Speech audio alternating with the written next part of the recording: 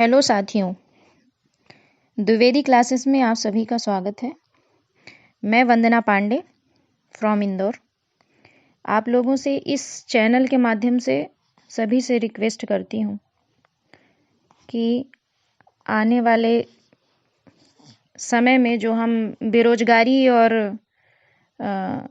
घर में बैठने की कगार में जा रहे हैं, उसमें आप लोग साथ दीजिए प्लीज़। निवेदन है मेरा आपसे। आप देख रहे होंगे कि प्रथम जो चयन लिस्ट जारी हुई उसके अभ्यर्थियों को ज्वाइनिंग लिए 2 महीने से ज़्यादा हो गए हैं। अभी तक सेकंड काउंसलिंग या अभी वेटिंग लिस्ट का रता पता नहीं है और आगे भी नहीं रहेगा। और आप लोग जो इस चैनल के माध्यम से बहुत से लोग जुड़े हुए हैं और जो इस वीडियो को सुनेंगे, उनसे मेरा निवेदन है कि आप आगे आइए, साथ दीजिए। 1 साल में इतने आंदोलन हुए, पिछले साल से हम कई आंदोलन कर चुके हैं और आप लोग घर पे बैठकर केवल न्यूज़ लेते रहते हो कि क्या हुआ, क्या करेंगे आगे। पता है इतने आंदोलन हुए तो हम सफल क्यों नहीं होके आते? केवल उसकी वजह आप लोग हो।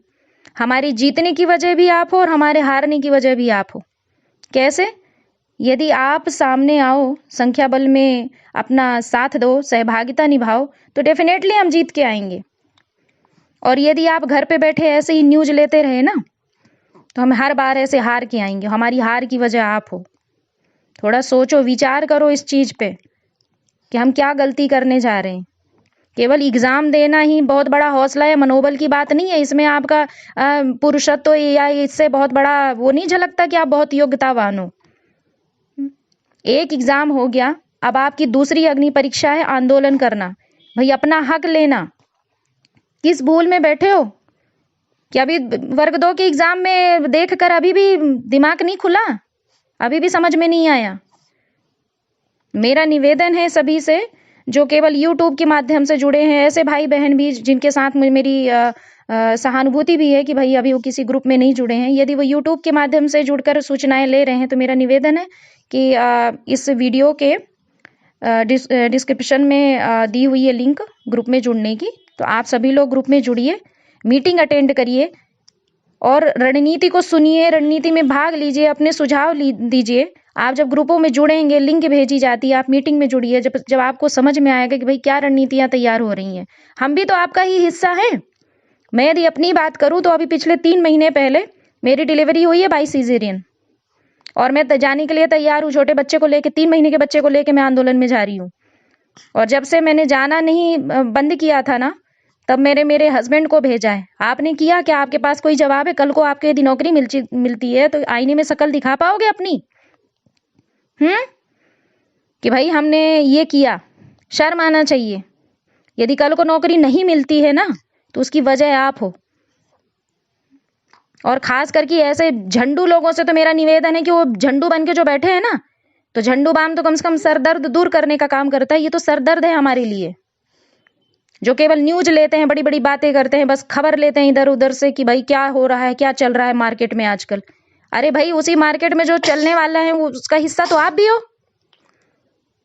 क्यों नहीं अभी भी जाग रहे हो? क्यों नहीं जागरूक हो रहे हो? किस अंजाम तक पहुंचाना चाह रहे हो? क्या चाहते हो? अभी मेरा निवेदन है कि अभी रणनीति तैयार हो रही है आंदोलन करने की, और हो सकता है कि 26 से 31 के बीच में कभी भी डेट डिसाइड हो सकती है। मैं बार बार आह्वान करती हूँ, हाथ जोड़कर विनती करती हूँ कि प्लीज घरों से बाहर निकलिए। बहनों से मेरा निवेदन है कि आप लोगों को आपके उस परिवार की कसम है, आपको उस योग्यता की कसम है जिसको साक्षी मानकर आप एग्जाम देने बैठे थे। अरे आंदोलन में तो आओ, अपनी भागीदारी निभाओ।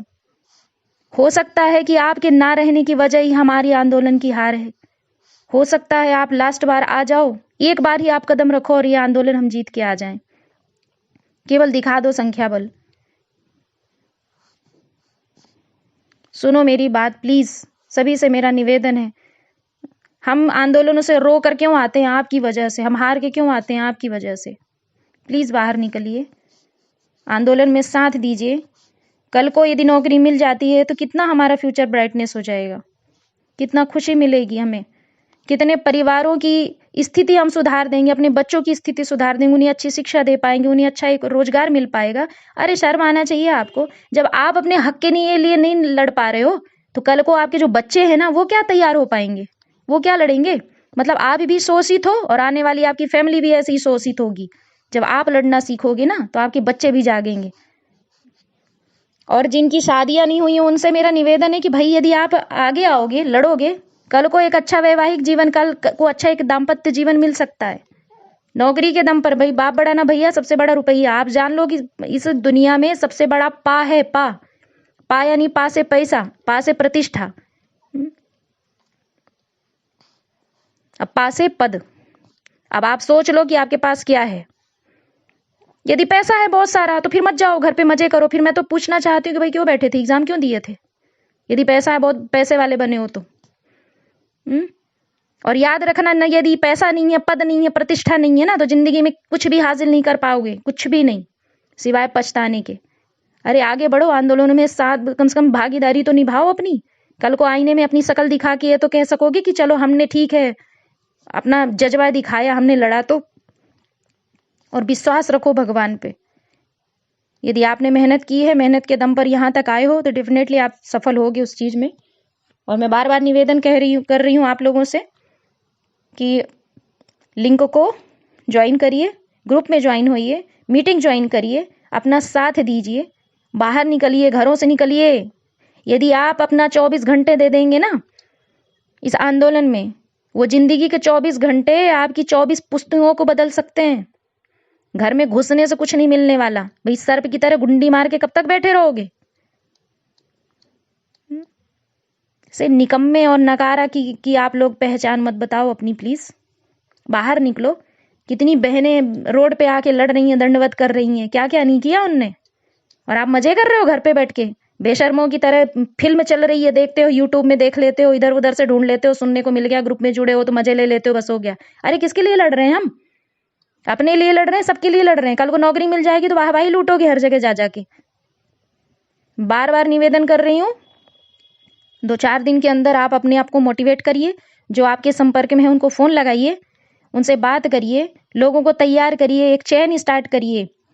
हमें संख्या बल दिखाना है और ये आंदोलन में हमें जीत के आना है। यदि आप लोगों को कोई बात मेरी बुरी लगी हो, तो ये मत सोचना कि मैं आपसे माफी मांगूंगी, क्योंकि यदि आप घर पे बैठे हुए हो, आंदोलन में किसी तरह से भागीदारी नहीं निभा रहे हो, तो मुझे नहीं लगता कि ऐसे लोगों से माफी मांगना चाहिए। और जो लोग अपना पूरा प्रयास कर रहे हैं, पूरा 101% दे रहे हैं, उनके साथ मेरा विनम्र निवेदन है कि ऐसे अपना साथ बनाए रखें। उनसे मैं जरूर माफी मांगूंगी कि यदि वो किसी कारणवश ना आ पाए हों, तो उनसे मैं माफी जरूर मांगूंगी, मुझे कोई शर्म नहीं है।